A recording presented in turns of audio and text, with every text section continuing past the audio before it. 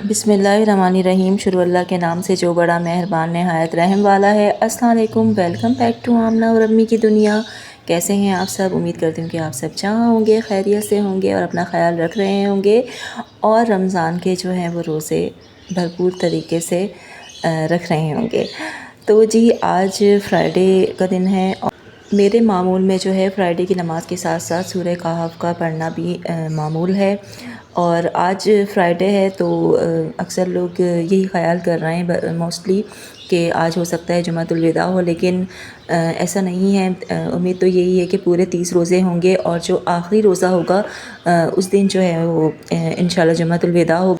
लेकिन अक्सर मसाजिद में आज भी जुमातुल विदा का जो है वो खुतबा हुआ था।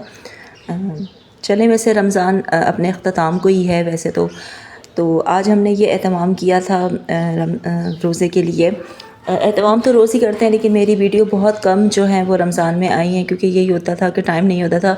तो मैंने आज कहा कि आपको अपना अफ्तार का पूरा जो है ना वो मतलब जो हम लोग फ्राइड आइटम फ्राई करते हैं वो, और जो हम फ्रूट चाट बनाते हैं वो आपको दिखाऊंगी, क्योंकि रमज़ान में व्लॉग बिल्कुल भी नहीं बना पाई हूँ। और तो मैंने सोचा कि आज डिटेल में जो है ना वो अफ्तार का व्लॉग बनाऊंगी। इसमें भी शरबत मिसिंग हो गया और कल जो है वो सिस्टर भी आज जो है वो सिस्टर भी आई हुई थी, तो फिर हमने जो है वो थोड़ा ज़्यादा ही एहतमाम कर लिया था। भाई भी आए हुए थे। अच्छा, मज़े की बात ये थी कि आज हमारी छुट्टी थी। पता नहीं सिंध हुकूमत ने जो है वो पेट्रोल की जो कीमतें इंक्रीज़ हुई हैं उसकी वजह से आज आम तातील दी थी। और हमारी वैसे भी कल लास्ट डे होगा हमारा 16 टू 31 मार्च तक। फिर हमें 1 अप्रैल से जो है वो स्कूल जाना है।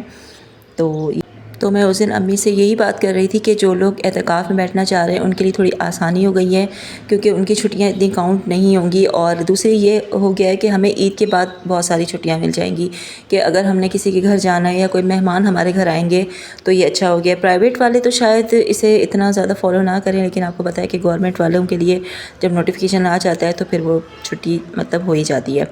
तो प्राइवेट स्कूल्स तो आज भी खुले थे, और प्राइवेट स्कूल वाले जो हैं वो उनका अपना एक हिसाब किताब होता है।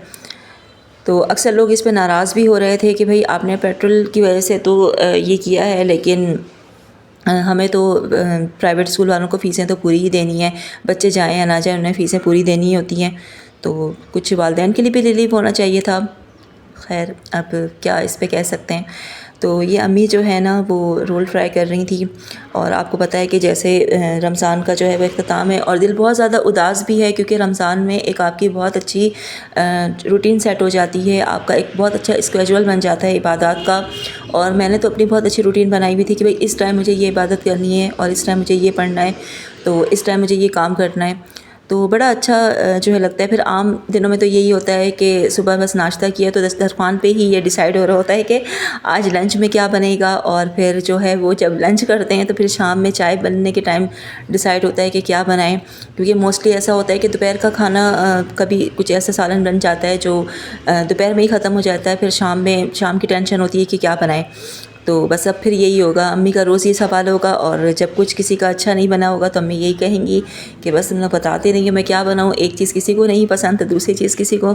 तो ये बड़ा एक जो है ना मसला होता है ख़वातीन का।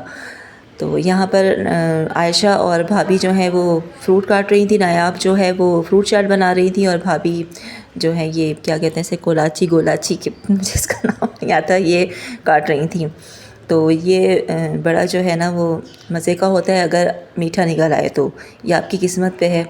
और अम्मी जो है ना वो 1 से 2 दफ़ा लाई तो वो इतना अंदर से कच्चा था कि वो हमें थोड़ी दिन उसको रखना पड़ा, 2 से 3 दिन, फिर कहीं वो खाने के काबिल हुआ था। अब क्या कह सकते हैं, अंदर से तो किसी को भी नहीं पता होता। लेकिन फ्रूट वाले मैं ये समझती हूँ कि उनको तो मतलब इसका आइडिया होना चाहिए और इस तरह की चीज़ें नहीं करनी चाहिए, लेकिन शायद उनको भी नहीं मालूम होता होगा। तो और ये अगर मीठा निकलता है तो बहुत मज़े का होता है। मैं अफ्तार में जो है ना ये ज़रूर खाती हूँ, और भाई भी शौक़ से खाते हैं। भाभी हमारी फ़्रूट नहीं खाती, और हमारी आयशा भी बस कुछ लिमिटेड फ्रूट ही खाती हैं। और ये मेरा सेटअप जो मैंने बनाया था रमज़ान का, ये इतनी दफ़ा गिरा कि मैंने फिर वो चीज़ें हटा दी। लेकिन अब मैंने सोचा है कि अभी जो ताक रातें आएंगी तो उस पर मैं ये दोबारा लगाऊंगी, और फिर इंशाल्लाह अगर बाज़ार जाना मेरा हुआ, वरना बिल्कुल भी रोज़े में हिम्मत नहीं होती क्योंकि धूप इतनी होती है और फिर अफ्तार के बाद नहीं जाती क्योंकि रश बहुत ज़्यादा हो जाता है। और जिस मार्केट से ये चीज़ें मिलती हैं वो बहुत ज़्यादा कंजेस्टेड हैं, तो वहाँ पर मूव करना बहुत मुश्किल हो जाता है, तो बेपर्दगी भी होती है। इसलिए मैं वहाँ रश में जाना ज़्यादातर अवॉइड ही करती हूँ। अगर मेरा जाना हुआ और कोई आइटम आ गए हुए ईद के हवाले से तो मैं लाऊँगी, तो डेकोरेट करूँगी। इरादा तो मेरा है, लेकिन देखिए अब क्या होता है। जिस तरह रमज़ान में डेकोरेट किया उस तरह ईद के लिए भी इंशाल्लाह, क्योंकि जब मेहमान आते हैं तो फिर अच्छा लगता है ना। अब रमज़ान में तो कोई नहीं आया, लोगों ने वीडियोस में ही देखा होगा, अफ्तार पार्टी सिर्फ एक ही हुई थी, वो आंटी अंकल और बहनोई आए थे, और वो सब तो वीडियो में ही मेरा जो है व्लॉग में ही देख लेते हैं।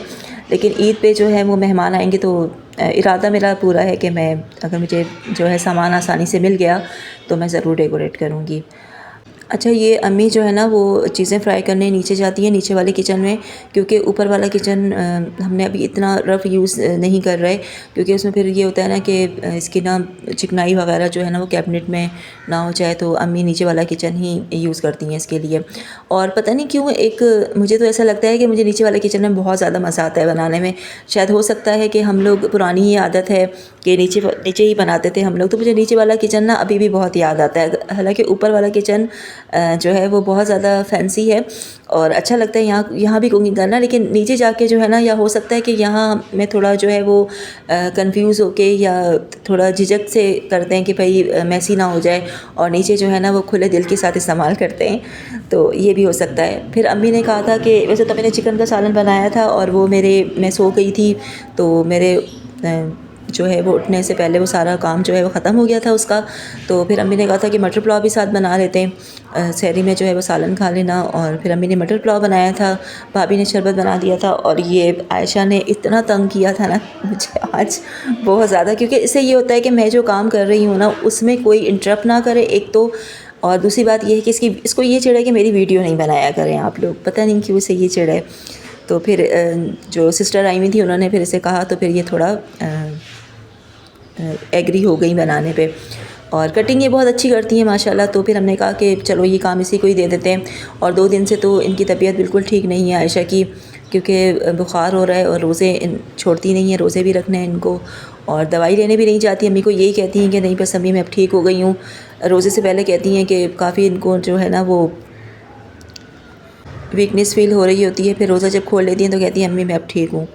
और फिर ये खाती भी कुछ ज़्यादा नहीं है, जैसे अब ये फ्रूट चाट बनी है तो ये उन्होंने कल थोड़ी सी खाई थी, बाकी ये फ्राइड आइटम ही खाती हैं। तो ज़ाहिर है अब रोज़े में अपने आप को जो है वो एक्टिव रखने के लिए आपको हेल्थी चीज़ें तो लेनी ही होंगी, तभी आप रोज़े फिर रख सकती हैं।